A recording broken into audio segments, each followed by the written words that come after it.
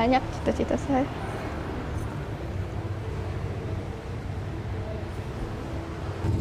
Saya cuman sekarang bisa fokus untuk kedepannya, nggak mau lagi buat ingat masalah itu. Karena dampaknya luar biasa, Mas.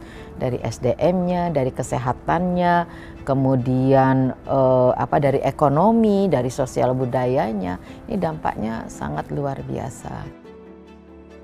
Mengapa pemerintah sangat serius menurunkan kasus pernikahan anak ini? Karena ini dampaknya sangat luas.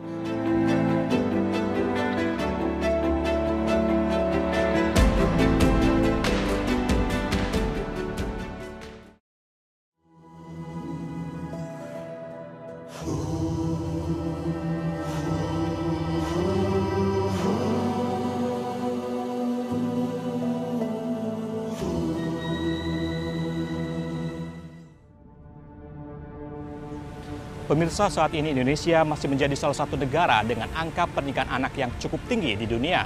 Berdasarkan data dari UNICEF pada tahun 2024, lebih dari 25 juta perempuan di Indonesia menikah sebelum berusia 18 tahun. Pemerintah terus melakukan berbagai upaya untuk menekan angka pernikahan anak melalui sejumlah program prioritas hingga amandemen Undang-Undang Perkawinan.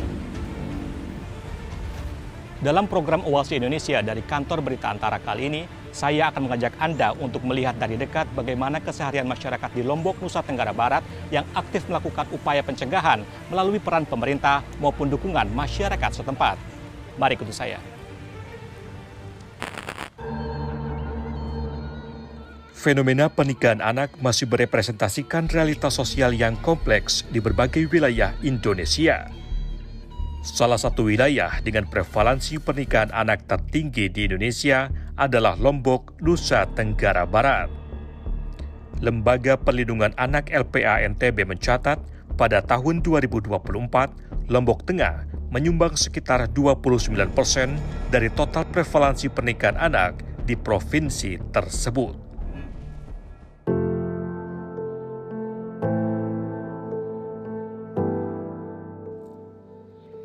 Ini adalah Aha, seorang remaja asal Lombok Tengah yang menikah pada usia 15 tahun. Hilangnya peran orang tua diperparah dengan tekanan sosial dari lingkungan sekitar memaksa Aha menjadikan pernikahan sebagai pelarian dari situasi ini. Semenjak orang tua saya meninggal itu kan mereka itu kayak memojokkan saya gitu. Padahal di sana itu seharusnya mereka itu kan membimbing saya gitu, membimbing saya dan adik-adik saya ini malah dipojokkan gitu. Masalah sepele dibesar-besarin, juga udah saya dipukul juga. Sempat, tapi saya enggak terlalu nganuk kan, ngambil pusing di sana. Dan juga di sana itu sempat enggak bisa kan, nggak tahu mau kemana gitu. Pengennya itu pengen udah terbebas dari mereka, tapi nggak bisa. Akhirnya saya memutuskan untuk nikah dini. Dengan restu yang belum sepenuhnya diterima, Aha menjalani proses merarik, sebuah tradisi khas suku Sasak yang secara kultural dimaknai sebagai jalan untuk mengesahkan hubungan perkawinan.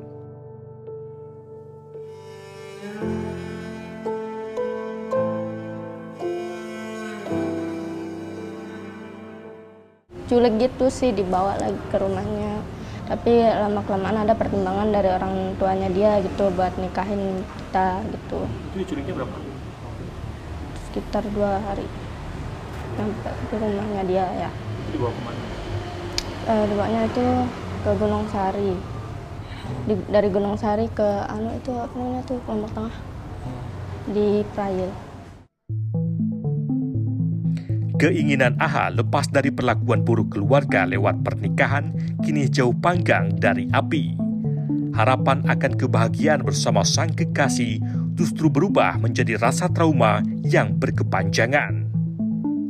Usia pernikahan yang masih seumur jagung pun kandas di tengah jalan sebelum Aha mengecap manisnya biduk rumah tangga.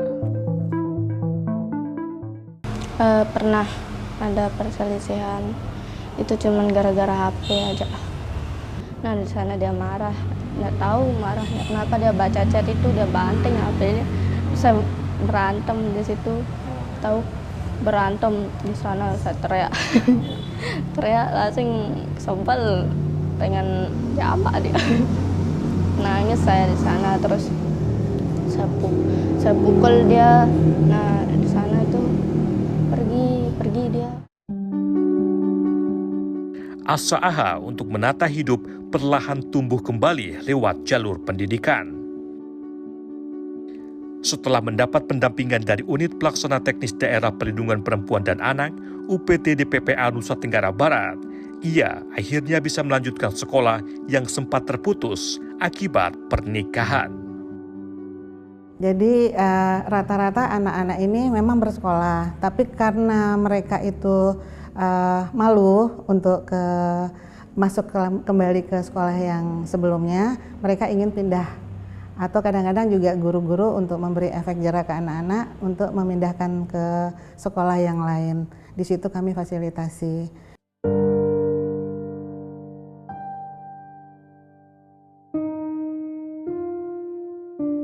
Tak sulit untuk menemukan anak yang menikah dini di wilayah ini. Di sudut lain kota Lombok, saya bertemu Iwe dan RN. Keduanya memutuskan menikah saat masih berusia 14 dan 15 tahun. Jadi sekarang usia perkawinan itu sudah berapa tahun? Sekarang 3 tahunan. hampir 3 tahun. Sudah punya keturunan? Udah 3 tahun umurnya. 3 tahun. Setelah menikah, menjalani hidup rumah tangga, apa yang dirasakan oleh Mas dan Mbaknya? Ya, kalau dirasakan ya banyak sih penyesalan. RN yang sebelumnya bercita-cita menjadi guru harus mengubur mimpinya karena di usia yang begitu muda, ia belum siap memikul peran sebagai istri, ibu, sekaligus melanjutkan pendidikan. Situasi kian berat setelah sang ibu tiada membuatnya harus hidup dalam asuhan sang nenek. Ya, cita-cita dulu apa sih sebelumnya? Ya. Cita-cita pengen jadi guru.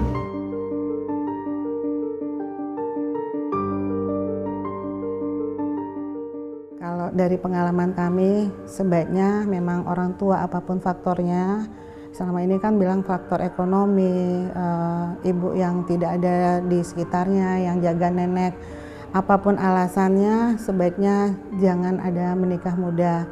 Karena mereka anak-anak ini setelah ditangani oleh psikolog klinis baru ketahuan bahwa mereka sebenarnya belum siap. Mereka hanya ngomong cinta tanpa tahu sebenarnya bagaimana efek kesehatannya. Mereka belum siap, kandungan mereka belum siap, faktor ekonomi untuk pasangannya juga rata-rata belum dapat yang mapan. Jadi tolong diperhatikan baik-baik bahwa janganlah kita jerumuskan anak itu lagi ke hal yang mungkin ibu bapaknya dulu melakukan hal seperti itu. Selain membantu anak-anak penyintas pernikahan dini untuk kembali melanjutkan pendidikan, UPT DPPA Nusa Tenggara Barat juga turut berperan sebagai rumah aman termasuk mereka yang menikah muda melalui tradisi merari.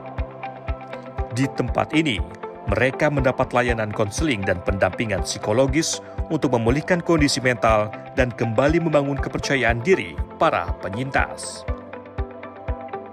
Boleh nggak saya tahu kronologi kejadian kemarin itu bagaimana? Coba diceritain. Mbak, sekarang kita akan mengisi namanya screening kesehatan mental untuk mengetahui nih keadaan psikisnya Mbak ya.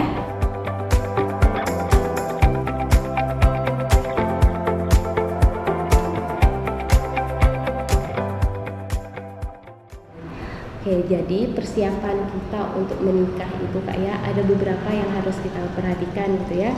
Yang pertama kesiapan mental kita, ekonomi baik dari pasangannya, dari diri sendiri juga bagaimana. Nah, terus juga dari segi emosi kita. Jadi kami memberikan pendampingan kepada korban. Kalau memang dibutuhkan, kami sudah menyiapkan rumah aman untuk dia tinggal. Ada pendamping psikolog yang kami punya di UPT, dan itu nanti yang akan mengawal sampai di mana. Nah, seperti beberapa kasus, ada kasus yang sudah selesai di Lombok Barat dan sudah ingkrah, itu selalu kami kawal. Sejatinya, Merarik lahir sebagai simbol komitmen dan keberanian dalam kebudayaan Lombok, bukan sebagai jalan menuju pernikahan anak.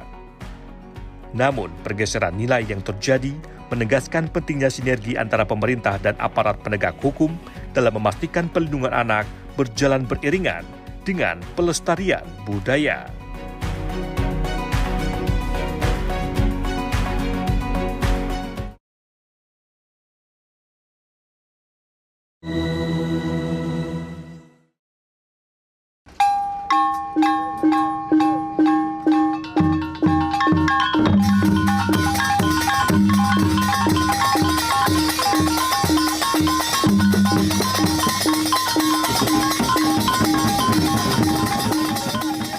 Di balik keindahan alam bumi Gora dengan gugusan 3 gili nan memesona, tersimpan realitas kompleks.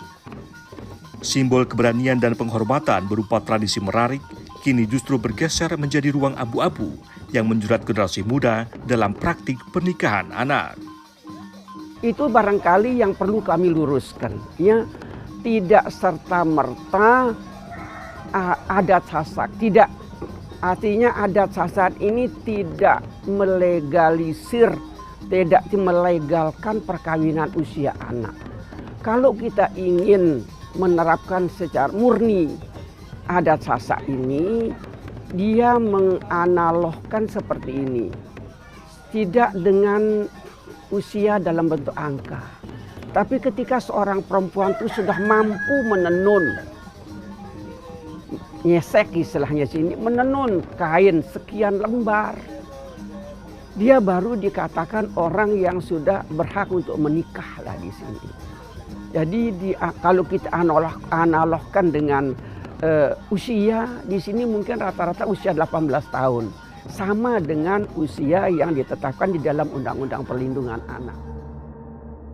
Data BPS tahun 2024 mengungkap bahwa prevalensi angka pernikahan anak usia dini di NTB menempati posisi teratas dengan 14,9%, melampaui prevalensi nasional yang berada di angka 5,9%. Fakta ini sekaligus menobatkan NTB sebagai daerah dengan status darurat pernikahan anak. Tingginya angka pernikahan anak di NTB menggeser strategi pemerintah dari intervensi formal menuju pendekatan kultural yang menempatkan tradisi sebagai ruang dialog untuk membangun kesadaran kolektif masyarakat setempat terhadap perlindungan anak. Melalui Pusat Pembelajaran Keluarga Puspaga, pemerintah NTB secara aktif menjangkau masyarakat secara langsung hingga ke rumah-rumah dengan pendekatan budaya lokal. Mungkin Bapak Ibu juga mungkin pernah dengar kenapa pernikahan usia anak itu dilarang. Selain memang undang-undang juga mengatakan pernikahan usia anak itu tidak diperkenankan atau tidak boleh. Karena memang kalau masalah jemput bola dan lainnya itu kita ada kaitannya dengan budaya ya. Karena budaya pernikahan awal itu kan teridentifikasi dari sering mungkin pernah dengar selarian atau penculikan atau diculik dulu gitu, atau istilahnya ada dipaling gitu atau dicuri gitu.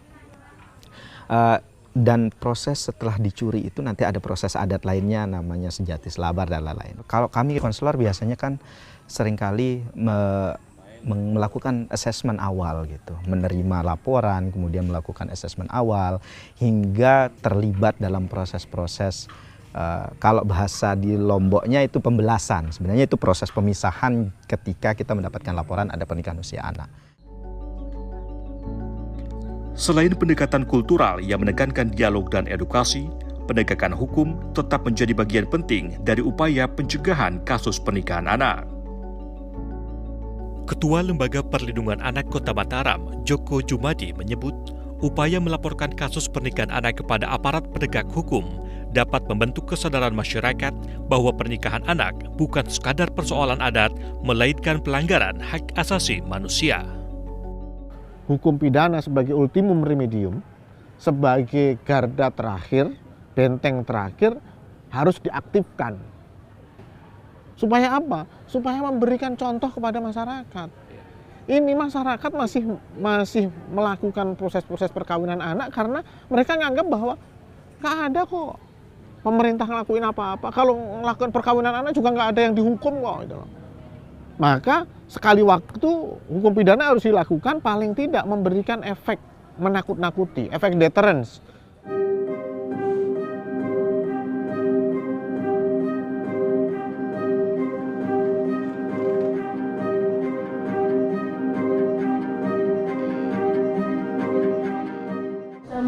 Keluarga saya, dia menikah tanpa persetujuan dari keluarga. Oh begitu. Umur yang menikah masih 15 tahun. Masih anak berarti ya? Di bawah umur. Menikah dengan siapa? Pacarnya kurang tahu dari mananya dan umurnya berapa. Berarti ini posisinya dibawa lari ya, si korban itu? Ya, kalau di bahasa sasanya dipaling. Kita menilai upaya pencegahan di awal-awal sudah dilakukan, tetapi kemudian tidak mentaati upaya-upaya pencegahan yang dilakukan oleh teman-teman UPTD, teman-teman NGO yang memang perhatian terhadap perlindungan anak. Itulah yang kemudian kami lihat harus ini, nggak ada pilihan lain, penegakan hukumlah yang harus kita lakukan. Supaya kemudian sekali lagi membuat efek deteren bahwa siapapun yang memaksakan perkawinan, memaksakan anaknya untuk kemudian melakukan perkawinan, ataupun orang tua yang tidak melakukan upaya maksimal untuk pencegahan, ternyata ada loh efek atau sanksi hukuman bagi mereka. Yang jelas, tradisi merarik bukanlah jalan untuk melegalkan pernikahan anak, melainkan cerminan nilai luhur masyarakat Sasak tentang tanggung jawab dan perlindungan terhadap hak anak untuk tumbuh dan menentukan masa depannya. Jadi banyak orang tua yang berlindung di balik adat, padahal sesungguhnya dia sendiri tidak mengerti adat. Kalau dia mengerti adat, tidak akan melakukan hal yang seperti itu. Dia sendiri tidak mengerti adat. Ya, jadi sekali lagi adat Sasak itu tidak melegalkan. Karena sekarang dengan perkembangan pendidikan kita paham bagaimana risiko ketika terjadi perkawinan anak. Faktor ekonomi dan budaya saling berkaitan erat dalam mempengaruhi maraknya praktik pernikahan anak.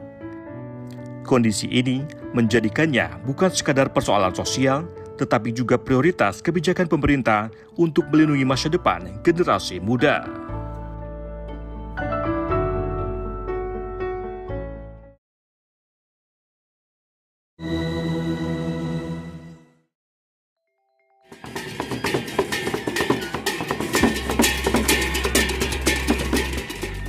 Di sejumlah pelosok Indonesia, pernikahan anak kerap dianggap sebagai solusi atas permasalahan sosial yang berakar dari berbagai faktor, mulai dari himpitan ekonomi hingga keterbatasan akses pendidikan. Sebuah pilihan yang tampak rasional di permukaan, namun sesungguhnya menyisakan persoalan baru bagi masa depan anak-anak yang terlibat di dalamnya. Faktor yang paling mendominasi itu yang pertama adalah faktor ekonomi. Mereka rata-rata menganggap bahwa dengan menikahkan usia anak melepaskan beban, meringankan beban orang tua. Padahal sesungguhnya tidak, itu menjadi beban berikutnya. Yang kedua adalah pendidikan. Rata-rata anak-anak yang tidak melanjutkan sekolahnya rentan mengalami resiko pernikahan usia anak. Itu pendidikan. Kemudian yang ketiga adalah sosial budaya. Sosial budaya ini punya pengaruh yang luar biasa karena ada beberapa daerah yang bahwa pernikahan usia anak itu adalah sesuatu yang wajar dan dalam tanda petik masih jadi kebanggaan gitu. Masih muda sudah laku. Nah, ini yang perlu diberikan pemahaman lebih lanjut. Kombinasi konstruksi budaya dan kemiskinan struktural bak rantai tak kasat mata yang mengekang perempuan pada peran domestik dan menjadikan mereka rentan terhadap praktik pernikahan usia dini.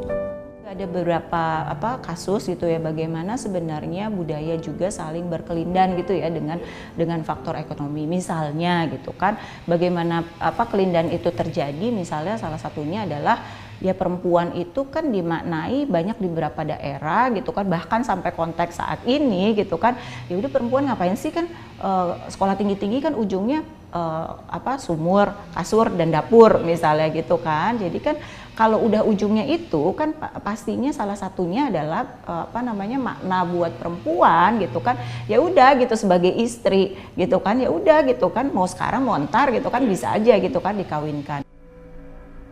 Dampaknya tak berhenti pada ruang hidup dan masa depan sang anak, tetapi juga menyentuh aspek kesehatan reproduksi yang kerap diabaikan, berupa risiko komplikasi kehamilan hingga kematian ibu dan anak.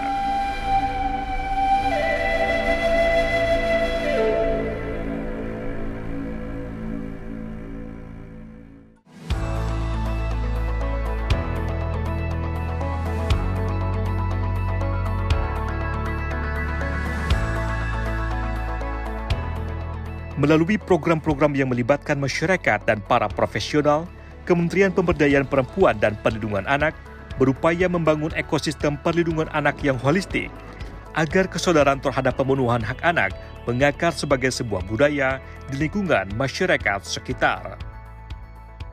Kita punya PATBM. PATBM ini adalah perlindungan anak terpadu berbasis masyarakat.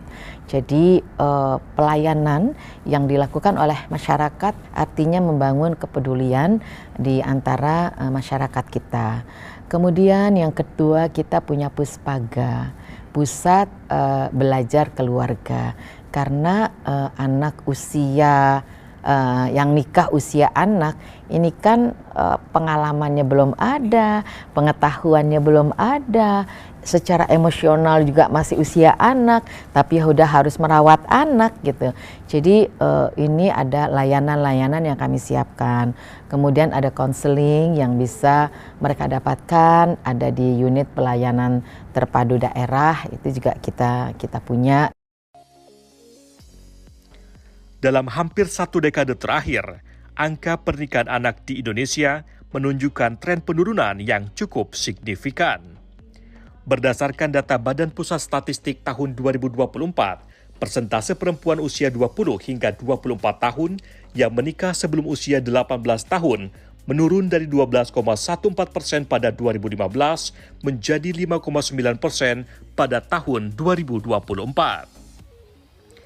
Upaya ini dijalankan melalui sinergi lintas kementerian, salah satunya Kementerian Koordinator Bidang Pembangunan Manusia dan Kebudayaan melalui Strategi Nasional Pencegahan Perkawinan Anak (Stranas PPA) untuk memastikan kebijakan dan program perlindungan anak berjalan terpadu dari tingkat pusat hingga daerah. Jadi kita sudah punya rujukan di Stranas PPA. Jadi Strategi Nasional Pencegahan Perkawinan Anak. Ada beberapa pilar utama. Pertama adalah optimalisasi kapasitas anak. Jadi kalau kapasitas anak dia menikmati pendidikan yang baik pada level yang lebih tinggi, tentu saja misalnya sampai kuliah, tentu saja pernikahan anak bisa, perkawinan anak bisa dicegah gitu. Jadi bagaimana kita mengoptimalkan kapasitas anak, bagaimana lingkungan sekitar juga mendukung, orang tua, masyarakat, ya. Karena sekali lagi adat bisa jadi jauh lebih kuat daripada aturan pemerintah. Strategi lain yang dituangkan pemerintah dalam Stranas PPA yakni memperluas aksesibilitas dan layanan untuk anak.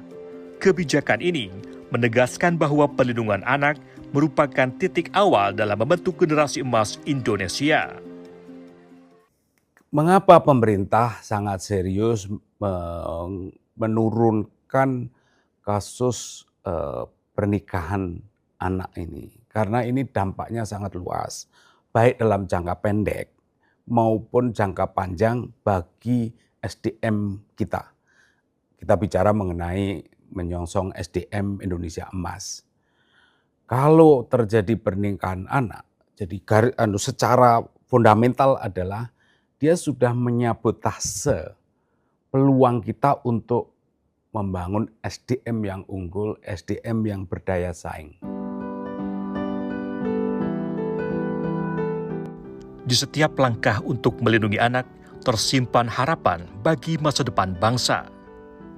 Karena kemajuan sebuah bangsa dibangun oleh generasi yang tumbuh dengan ruang untuk belajar, bermimpi, dan menjadi diri seutuhnya.